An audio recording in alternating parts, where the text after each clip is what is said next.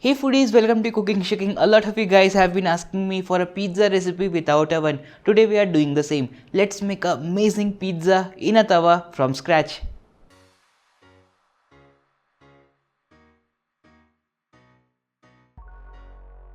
Alright, so making this pizza is very easy. We're going to begin by making the dough for it, for which we're going to bloom the yeast at first. For that, here I've got about 3/4 cup of warm water which I'm going to add to a bowl. Now to this water, I am going to add in about 1 teaspoon of sugar and mix it up really well. The sugar is mixed well. I will just touch the water once to know the temperature of it. If it's too hot, we have to wait for it to cool down. If it's lukewarm, perfect to add the yeast to it. Here I've got 1 teaspoon of instant yeast which I'm going to add it in and mix it up really well. Now this will stay idle for about 10 minutes or so and our yeast will be ready to use. If you want to make this recipe without yeast, then just hang around till the end of this video and I'll share something with you. Now for the dough, here I've got 1.5 cups of plain flour or maida, to which I'm going to add in about 3 teaspoons of milk powder, a little bit of salt as per taste, and mix these both ingredients really well. After mixing the milk powder and the salt with the flour, I'm going to add in the yeast mixture. The yeast is really well bloomed, you can see right now, and I'm going to form this to a dough.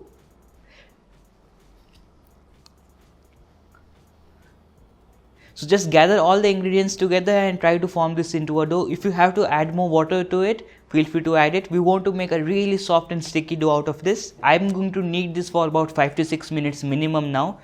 After kneading the dough, you can see the dough looks great. Now I will add in the butter to it. So here I'm using about 1 teaspoon of butter which I'm going to add in and mix this butter really well with the dough.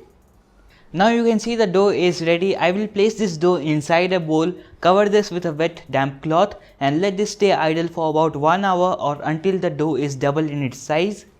So it's been an hour and our dough has doubled in its size, so you can see it looks nice and great. I will take a little bit of cornmeal in my hands and sprinkle it all over the dough and knock it down and get this dough outside.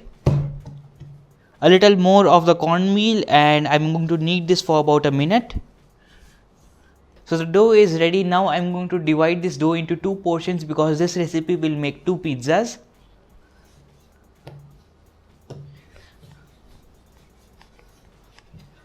So the dough portions are ready, as you can see, and now we will roll the dough portions and spread them in a pizza screen like this. If you don't have a pizza screen, nothing to worry about. You can use a sieve like this. This is a atta sieve, a thicker one, and if you don't have a atta screen, nothing to worry about. You can use a plate with holes, the plate that you use to cover the milk pan. So you can use that plate if you want to. I have this pizza screen, so I'm going to use it today.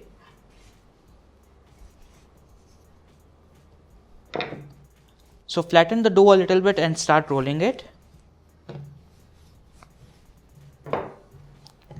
So the dough is rolled now. I will place this in the pizza screen and spread it across.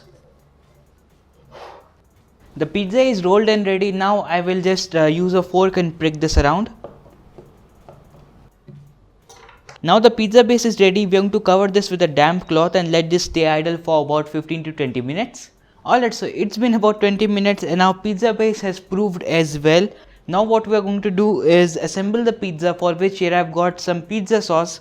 So I'm going to just spread it across.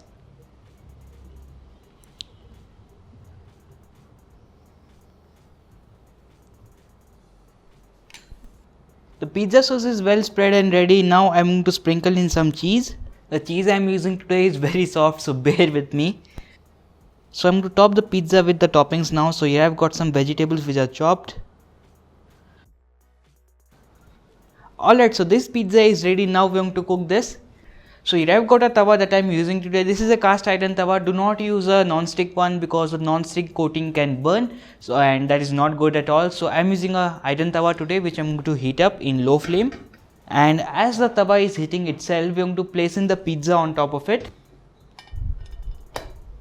And now we have to cover the pizza, and to cover it today I am using this cooker lid. This is deep enough, is large and works perfectly for me. You can also use a bowl or any lid that you have in hand. If you are using a pan, nothing to worry about. You can use that pan's lid only. Today I am making this in a tawa, and to cover the tawa I am using the cooker lid. Now this will take anywhere between 5 minutes to 20 minutes to bake the pizza, and it completely depends upon the flame itself.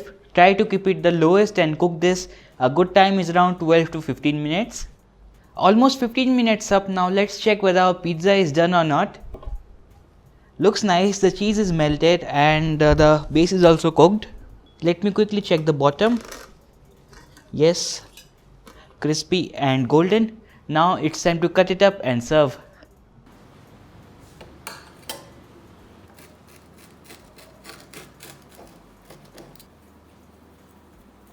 Alright, so my pizza is done and I like a little bit of peri peri on top of it, so going to sprinkle it in.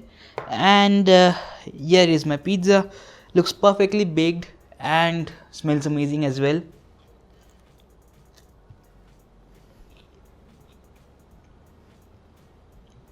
Same scene here, crispy bottom, spongy top, absolutely amazing. Try it out in your home, it is as easy as that.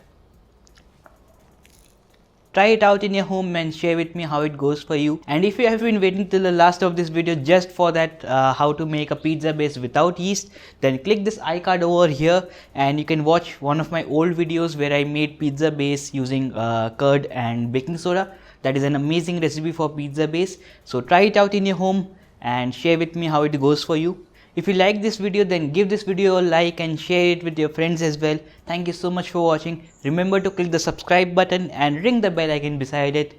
See you next week. Bye.